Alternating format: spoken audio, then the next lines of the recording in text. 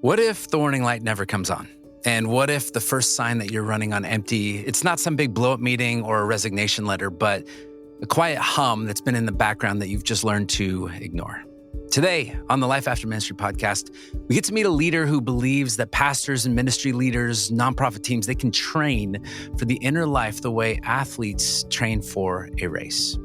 Meet Vineet Rajan. He's a Marine Corps veteran and co-founder of Forte. And it gives us a simple but disruptive shift. Treat mental fitness like preventative maintenance, not crisis response. We'll unpack how that differs from therapy and why churches are adopting it, and 3 realities that every leader is against every single day. So if you carry responsibility for a staff, if you're a leader who's tired, distracted, or quietly discouraged, this conversation offers language and tools and hope. We'll talk outcomes that matter, not just benefits on paper, how to reduce noise so that you can notice what God is up to, and finding accessible rhythms that fit real life, whether you're on the soccer sidelines or sermon preparation. This is the Life After Ministry podcast. Thanks for being here, and thanks for listening. Hey, well, welcome to the Life After Ministry podcast. I'm here with a new friend and excited about all the stuff that is happening in your world and what we get to do together. But Vineet Rajan, welcome to the Life After Ministry podcast. Good to have you. Well, Matt, thanks for one, upgrading my life to saying we're friends now, which is amazing. And 2, thanks for having me here on this podcast. I love what y'all are doing for all those who are serving us in such a wonderful way. So thanks for having me. Yes. And for those of you who are listening, you can't see the beautiful background, but that looks like it might be real. Is it real? It is absolutely real. But it's not as exciting as it might look. There's a highway, 250 meters past the tree line there, but it does make me feel like I'm in the woods. As a Marine, that makes me happy. Yeah. So you just brought up a couple fun things, but where are these woods? Where are we talking from here today? And I want to lean in more. What's a little bit of your backstory? Yeah, so I'm actually about 10 minutes from where I grew up. So I'm about an hour or maybe 50 minutes north of Washington, D.C. in a town in Maryland. And I grew up here, came to the U.S. when I was 6 from India. My parents and I immigrated here when I was 6 years old and grew up like every other normal kid, trying to figure out who I was and what I might be good at, what I might be bad at. And in high school, I mostly spent most of my time playing football, wrestling, and track, and I happened to go to school. That's the way I looked at it. 9/11 happened when I was a high school senior. I was 16. And for some odd reason, I don't know that I would have said it back then. I'd say it now, that God had a plan for me, even though I didn't. I decided it was a good idea to try to join the U.S. Marines. And a few weeks after 9/11, my dad came home working his second blue-collar job. And he happened to see a Marine sitting in our living room. And he was not happy about that per se. And he was definitely surprised about it because I didn't ask him. And long story short, that conversation did not go well. And he was opposed to the idea because he was an enlisted man himself. He knows what it's like to serve. But I was determined to do it. And long story short, God gave me a full scholarship to go to school. And I met my wife the first term of college in Philly. And shortly thereafter, I was part of the first commissioning class after 9/11. And I served as an intel officer for a little over 11 years. Actually, just under 11 years, 10 years and 10 months, but about 11 years. And in that process, I had a lot of transitions to the Marine Corps, out of the Marine Corps, to multiple graduate schools, and to the place that I currently happen to be, which is back in Maryland, leading this company called Forte. So that's a little bit about me. I've been married to my wife for 17 years, and we have 2 amazing kids that we have the privilege and honor of stewarding. And I'm in the thick of baseball and cross-country season, so everybody pray for me because I don't know anything about baseball, and I know a little bit about running. So it is a busy season in this current season of our life. Man, been there, done that. We were cross-country parents for a while. And okay, we used to, around here in Kentucky, you have to drive 3 hours to the actual meet so that they could run 3.1 miles in about 20 minutes, and then you go right back home. That's right. It's not too different in Maryland, my man. It's not too different. It's not 3 hours. It's probably about an hour. And my daughter is 9. So at this season of her age, the distance is actually only 2K. So you drive an hour and they run 2K, which doesn't take very long, and you drive an hour back home. But it's a blast for her. And as a recovering runner, it's actually really fun to watch her spread her legs and just get after it. That's awesome. I love it. So I want to talk about what you have going, and really what was the impetus. So you are co-founder of a company that is called Forte. What was it that, like, even coming out of the Marines, did you have a vision for this, or how did this kind of hit? And maybe even let's start with, what is Forte? Yeah. So Forte is a proactive, confidential, personalized, and proven mental fitness service that partners with mission-driven employers like churches, like Christian nonprofits, like private schools and public schools. And these organizations are like really focused on a vision and mission that God might have given them to serve others in a real profoundly way. And they employ amazing humans that are also called to that mission, right? Pastors and teachers and preachers and worship directors and nonprofit leaders who want to eradicate poverty. They have this big mission ahead of them. And the reality is that it's going to take them plus a whole lot of God to show up for them to actually achieve that mission. And in that process, these organizations recognize that those employees of theirs they love and care for are humans, and they have real human needs. And there's a real easy way to get burnt out or compassion fatigue in the process. And what Forte does is actually help the employer love and personally and proactively serve every single employee as the human that they are. And by helping them increase their mental fitness, they help them not just drift through life or drift through the next quarter or two, but actually drive both institutionally and individually towards their goals institutionally, but also as a human, who they want to become, who they're intentionally trying to become. So that's what we do as a benefit to employers around the country and around the world. And we've done that for 4 years. And we've got to see how employers who work with Forte actually achieve their vision and mission or be on the trajectory to do that. But also simultaneously, very importantly for us, is really stewarding the human as a full human that they are. That's what Forte is really built upon. And so when you say the term mental fitness, yeah, this is different, I'm assuming, than mental health. How would you draw the differences? Yeah, I love that. So it is very different, and I'm glad that you asked the question. And I think the way I try to answer that question in ways that I think is approachable to most people who don't want to hear all the lexicon and the terminology is take a modality that we're all familiar with. So we'll talk about physical fitness as an example, and physical therapy as a comparison. So as a Marine or former Marine, I understand the importance of physical fitness. I do it because I actually want to perform at one point in my life when I led Marines in Iraq and Afghanistan. But even now, today, I just posted on LinkedIn yesterday that I did 1,265 pull-ups in the month of August. And I do that not because I'm training for leading men into combat or something like that. I do that because I want to be the best dad, best husband, best CEO, best son that I can be. And I am a spiritual being in a physical body. I do it not because I'm hurt. I do it because I don't want to get hurt. I don't want to get injured. That I have a certain expectation that for me to fulfill my calling, I have to perform in this physical body, right? Now, let's think about physical therapy for a second. For somebody who's torn my hamstring before or torn a rotator cuff, I understand the importance of physical therapy. So I got injured. It's very acute. I need to go see a specialist to help me recover through a lot of things, through intentional practice to get to baseline zero. I see that person for 30, 60, 90, 120, 180 days. And I back to baseline zero. And then I go back to my normal ways of physical fitness. It's a long way of saying that's how I think we should be thinking about mental fitness and mental therapy as an example.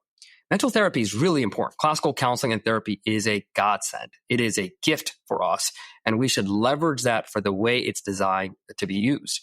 It is intentionally designed to be reactive in nature.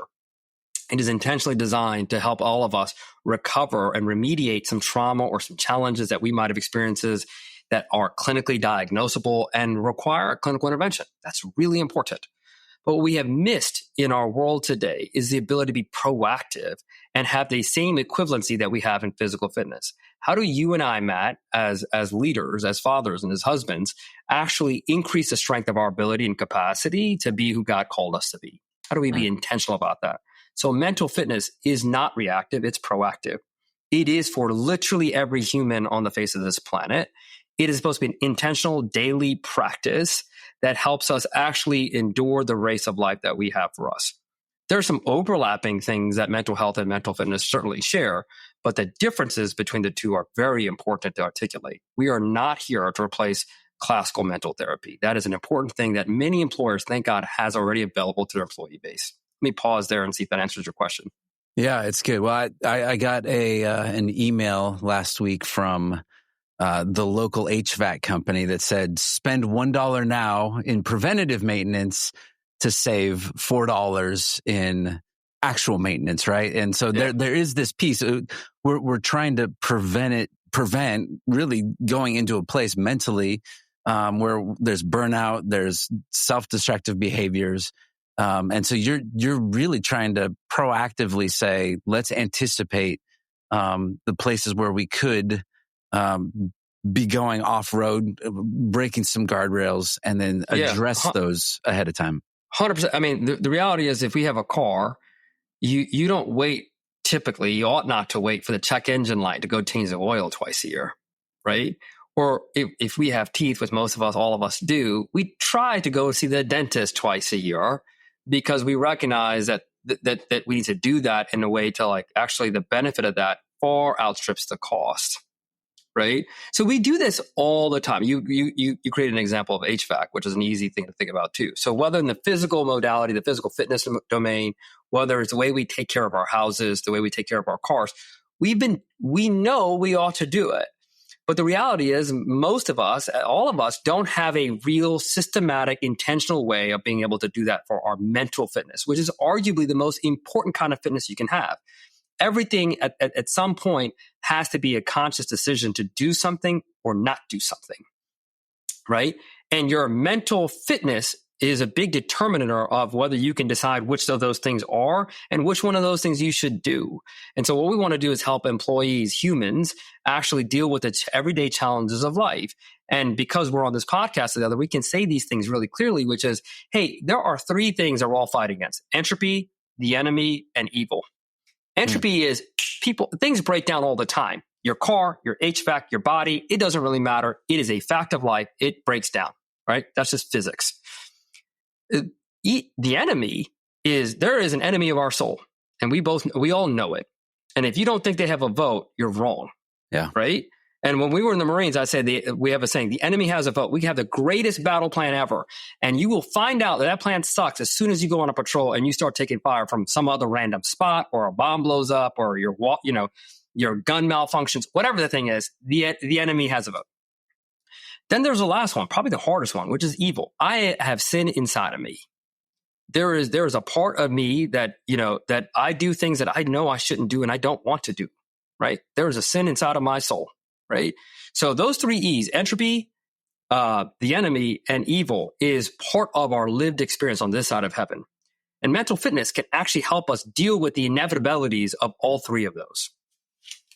I think a lot of times we're waiting for the check engine light to go on, right? 100% I need we some are. kind of indicator that's going to tell me it's time. I need to do something. And what I think is a lot of times we live with certain things that we just assume are normal, that really could be addressed. Like I realized months ago that there was this noise that was happening in my office constantly. It was just this hum in the background. And I've been in this office for a few years now. And I decided to get curious about this noise. And I found that it was the vent in my office that was pushing the air through that was partially closed and had something in it that was rattling around. And so I just opened the vent and the air was able to flow and the noise was gone.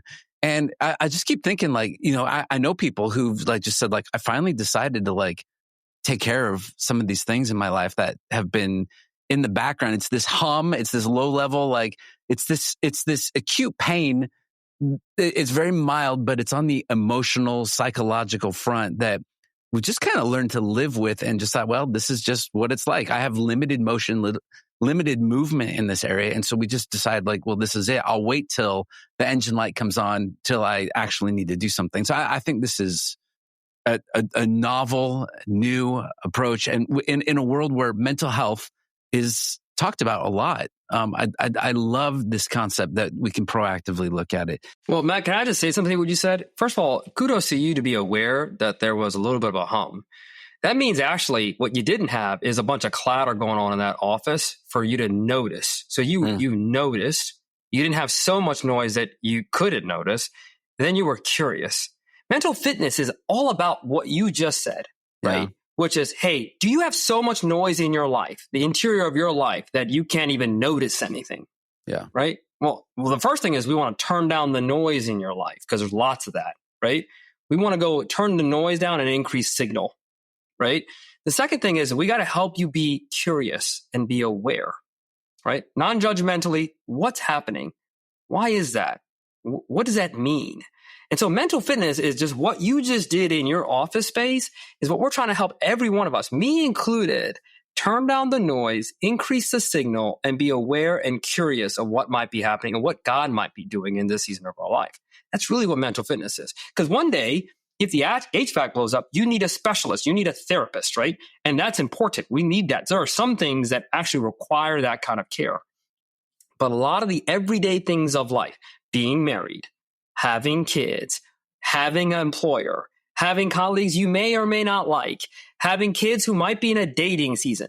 These aren't clinical things. They could be, but most of us are living experiences of life. Actually, these are non-clinical things, but they're part of our everyday existence. How do we help you be mentally fit to actually pursue those opportunities and experiences intentionally and on purpose? Yeah. So I'm curious, because the genesis of this was not originally, though you are a person of faith, that was not how you started. And I know some people are thinking like, well, people of faith, we have Jesus. We don't need all of this stuff, right?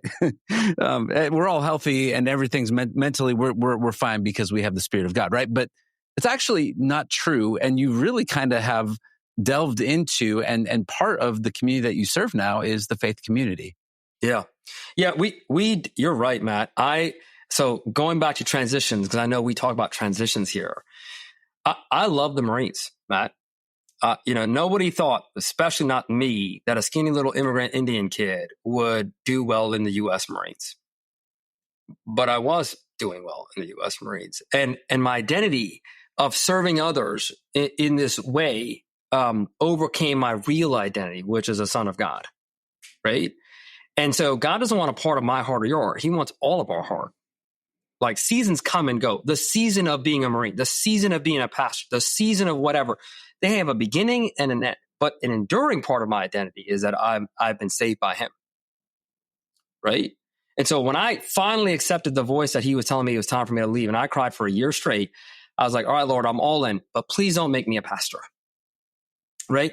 Because I grew up in the church. I'm on the board of my church now. I at least have seen how hard that calling is, how on all the time that you're on. The standards by which these pastors are measured by is impossible to live up to.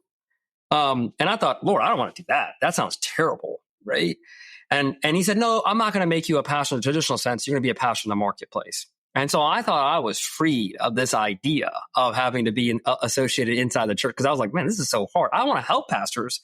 That's why I still am on the board of my pastor that I've known for 15 years. Like, I want to help pastors. I have a deep empathy for those humans who God has called to be those crazy people who serve us in the ways that our pastors do across the country. So if you're a pastor, thank you. Thank you. Right? But I was like, I don't want to do that. I'd rather be in the Marines before I do that again. So when we started this company, I thought we would be serving, traditional employers, right? So healthcare companies, blockchain companies, public schools, private schools, et cetera. And we serve all of them. But I'll tell you, the fastest growing vertical that we have are churches. That was not accidental. That was not intentional, right? And what I've learned now, but for doing this for a little bit of time, is that actually churches have this crazy thing going on, which is they have the opportunity to be on mission for God. These people are clearly a fire for God. They clearly want to serve others. And yet they work in this crazy thing called an organization. There are finite, fallible, fragile, and fallen humans that are their peers. That's what every human is, those 4 Fs, right? They're all the 4 Fs. And if you, for some reason, think you're not one of those 4 Fs, then we should probably have a separate conversation. Right. But the reality is you are. And in churches, no matter how awesome they are made up of messy people.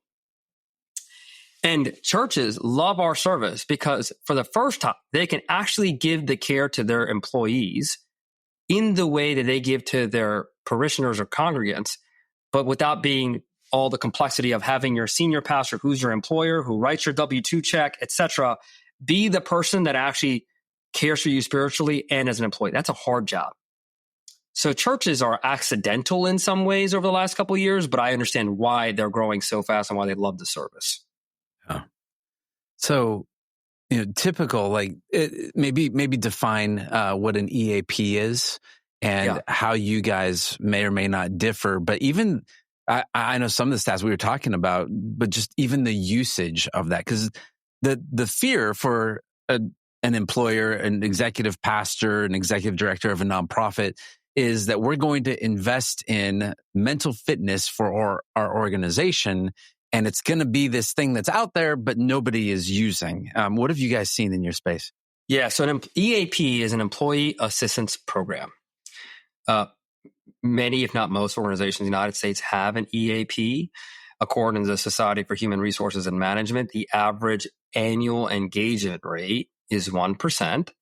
So if you have 100 people, you have one person using it. And that's the baseline, right? According to Barner Group, churches have counseling and therapy, and about 6 to 8% of the population may use a therapist or a counselor in a year. And I think that's artificially low, candidly.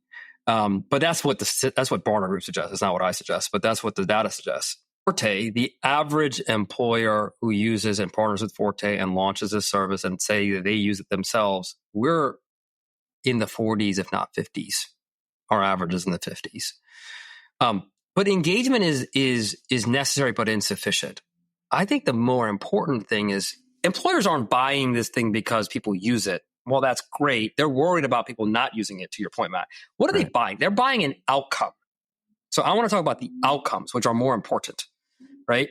Hey, if you can make 97% of the people who use Forte more productive, how much is that worth? Well, pastors cost the most amount of money in a church, more than your coffee budget. And I know because the coffee budget is pretty high in a church, right? So if you can make your pastors, your worship leaders, your childcare directors, your nonprofit leaders be more productive at work, well, that's worth so much money because presenteeism costs about 33% of your P&L right now, right? Yep. Well, productivity, 97% of the people say they're more productive because of Forte. 97. Well-being, 94% of employees who use Forte say they're better off mentally, emotionally, relationally, and spiritually. So if you think about just those two statistics, there's a reason why the employer gets about 3 to 5 times their return on investment in hard costs in the first year, right? So yes, do people use it? Of course they do. But that's not what we're buying. What we're buying is outcomes. Right. And as somebody who's in the board of our church and as an ECFA member, I want to know the outcomes that I'm getting. If I get the outcomes and one person uses it and it's still a good ROI, I'd still buy it. Right? So that's what we're trying to deliver to churches, schools, and nonprofits across the United States. But what's the secret sauce then? So how do you get people in the door and where you're seeing some of the usage of 40, 50% just to begin with? Because I think most companies, when they're buying into an EAP, it's really like, hey, we have this benefit here just so we can kind of cover ourselves and make sure that we have something for somebody else. But what's the secret sauce? Can you tell us? There's a lot of secret sauce, right? But I think you just said one of them. Hey, we have a thing and it's a CYA thing, right? Yeah. We don't actually expect anybody to use it. We would never say we use it as a leader. And so nobody uses it. It's like almost a self-fulfilling prophecy, right? But with mental fitness, first of all, that is an aspirational category different than what is traditionally seen as mental health. Mental health, for lots of silly reasons, is stigmatized. It shouldn't be. It should not be stigmatized, but it is, right? Having talked to a therapist myself for over 6 months after I came back from Rock and Afghanistan, I'm proud of the fact that I talked to a therapist. I needed a clinical intervention for an acute season of my life that needed a specialist to help me through that season. Thank God, right? But that's not, unfortunately, how people see it. People, when they hear that they have access to the amazing service, they say in their head, my life's not bad enough for me to talk to a counselor and therapist, right? So they self-limit usage to a certain degree. Then there's the whole complexity of the idea of accessibility and approachability, right? So mental fitness is accessible to people because they understand that actually you should strengthen your mental fitness just like you would go for a walk or lift some weights or go for a run. It's like part of your everyday routine. So we really try to intentionally help people understand that mental fitness, you have a state of mental fitness right now, everybody, right? You either are building it or keeping it neutral or falling backwards. It's up to you. But the fact that you absolutely have a set of mental fitness, and a church or a nonprofit in aggregate is as good as they are with their people's level of mental fitness. Right? I love physical fitness. I deadlift and squat and do all the things. But the last time I checked, they weren't asking pastors to deadlift 400 pounds anytime soon. But a pastor has to be mentally fit. They have to be able to preach that sermon and have a hard conversation with an employee and have a difficult, really important conversation with a congregation or congregant, right? All in a day sometimes, all in an hour. So if that person's not mentally fit, if the interior of their life is not mentally fit, how do you think that person is going to perform for the organization? Not well, right?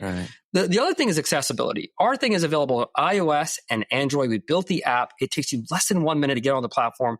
You can book your conversation or training session with your guide as early as the next day in 30, 45, or 60-minute sessions. And you often can take that call because we always call you. You never call your guide when you're watching your kids play soccer, when you're going on a walk with your dog. It doesn't matter. So it fits in the convenience of your life, the craziness of your life. So when you make it easy for people to use and you lower the bar from which you can use it and you say it's premium, proactive, personalized, and confidential, people use it because they are desperate to be known for who they are, not what they do. That's a human enduring need. How did you get into this in particular? How do you go from being a Marine to I'm going to start this platform for mental fitness? You're not a psychologist. You're not a therapist, right? So nope. What was the point where you thought this is what I need to start? Yeah. Well, as all good questions, that requires a little bit of a nuanced answer. So let me just, as quickly as I possibly can say it. Well, I was a Marine. That's true. But I was an intelligence officer. That's also true. But I was a specific kind of intelligence officer. So I was a counterintelligence human intelligence officer. So my job was to run espionage and conduct interrogations, which is to say that I got trained formally in understanding the human psyche, right? What makes a human tick, right? So I got to learn that professionally and certified in that, which is great. That's awesome. But honestly, the biggest answer to your question is that the identity that I had about myself had to die, and God had to give me my real identity or more real identity, which is fundamentally about me loving people. I love people, man. Matt, I always have loved people. Anytime that a team has performed well under my charge in the Marines is because I knew them as humans. I knew their families. I knew their kids. I knew what made them motivated and inspired. I knew what they were afraid of. And because I deeply cared about them as a human, these people would do anything under the sun because they knew I cared about them. So I think that is what has been stirring in me for a long time. Now, in the woods and praying and doing all this stuff, what I don't really often say is I'm also a weirdo and I like reading all sorts of crazy books in philosophy and theology and all this sorts of stuff. And my training both at Cambridge and Stanford has helped me have some tools to be able to understand the market and the needs of an employer and the needs of the human individually, right? And so praying in the woods, God told me that we should start this company. And I thought it was the most insane. I honestly, candidly, thought it was a dumb idea. I was like, this is never going to work, right? But I did promise myself when I left the Marines, if I heard God's voice, I don't really care. I'm going to go try it anyway, because God knows the best for me. And whether this works out or not, and whatever traditional milestone isn't why I'm here. I'm just trying to be obedient and faithful to what I hear God say. That's it. And if there's any story to be said, is that God does crazy, insane things for people who are broken inside and want to love him and serve him and do things for his glory. There's no magical other thing, right? We have stumbled our way in a way that we get to serve people and really operationalize the Imago Dei principle at scale. We love people regardless of if you're black, white, Asian, green, blue, purple, if you're in one denomination or another, if you're Christian or not. None of that matters to us because actually it's about our heart posture, which is loving you for who you are, period, full stop. And that is the ethos of our company.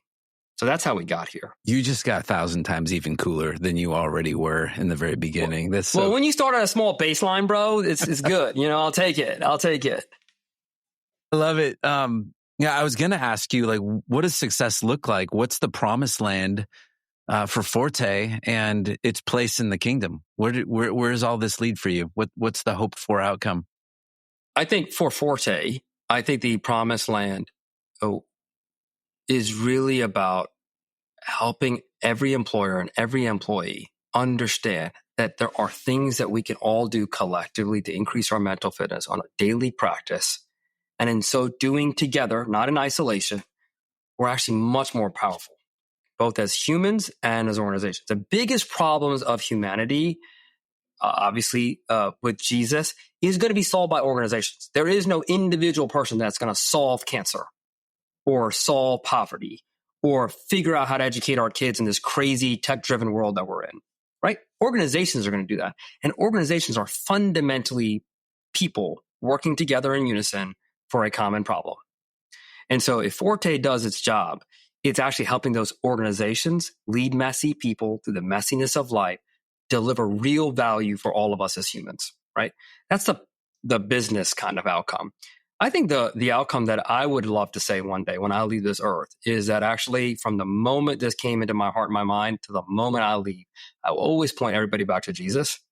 And I'll say, hey, he does amazing things. If you're willing to say you're broken and you need him and you will let go of whatever identity that you held and say, God, what do you have for me today? And if you can do that, doesn't mean there's going to be positive. This has been a hard several years. I don't regret one moment of it. But if all of us did that, Matt, together, God's kingdom will come because we're getting out of his way. And we're like, hey, Lord, where are you leading us today? How can we participate in what you're inviting us to do right now? What can I put down and what can I pick up for you, with you, and do to follow your lead? That's what I hope the story I get to say at the end of my race. Yeah, we know this outer body, this tent that we live in, decays. And I had a seminary professor who said that the process of sanctification is that I want to have so little change between this life and the life to come that I have done everything I could to steward myself in this life. 100%. So 100%.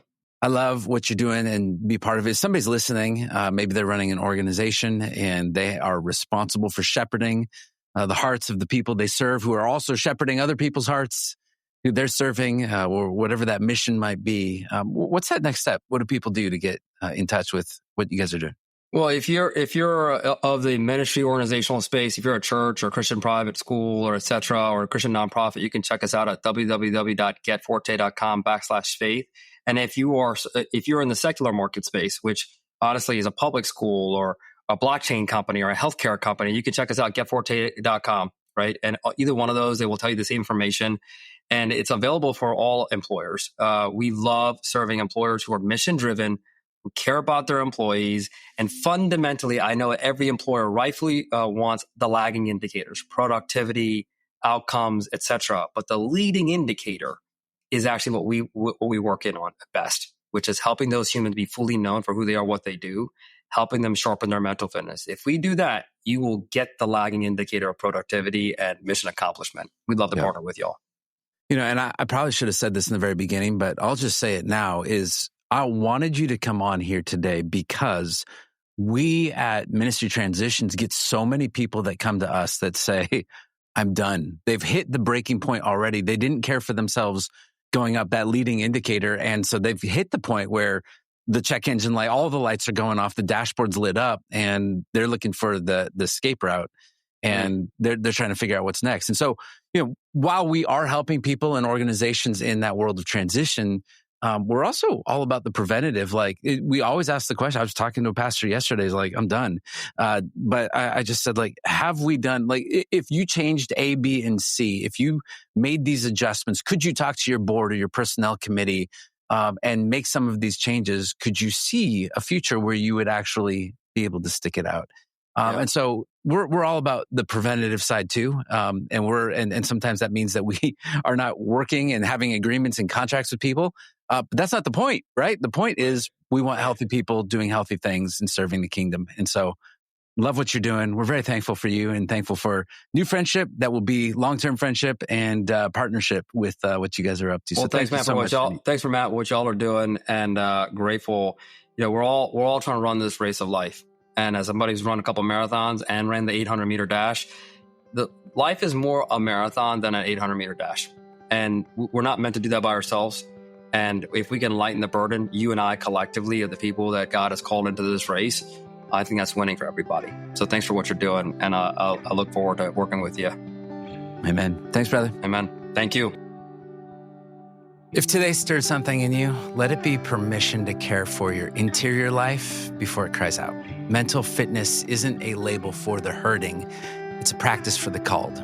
The hum in the background, the one you've tolerated for years, it can quiet down. And when the noise drops and the signal rises, leaders hear God more clearly. They love people more honestly, and they're going to be able to make better decisions under pressure. And that pressure is always there. If you are a board member, if you're an executive pastor, if you're a nonprofit director, you don't have to choose between caring for the mission and caring for the people who carry it. You can actually do both. The outcomes are real. You can have healthier teams, clear focus, and a higher capacity to love the congregation and the community of people that you serve. So I just want to give you two very simple next steps. First, visit ministrytransitions.com. There, you can support a leader who's in transition already, trying to figure out what to do next, explore coaching, or you can book a confidential call with us to talk about an upcoming transition, termination, or succession. And if you're at a breaking point, don't walk it alone. If you are not there yet, now is the perfect time to put wise practices into place.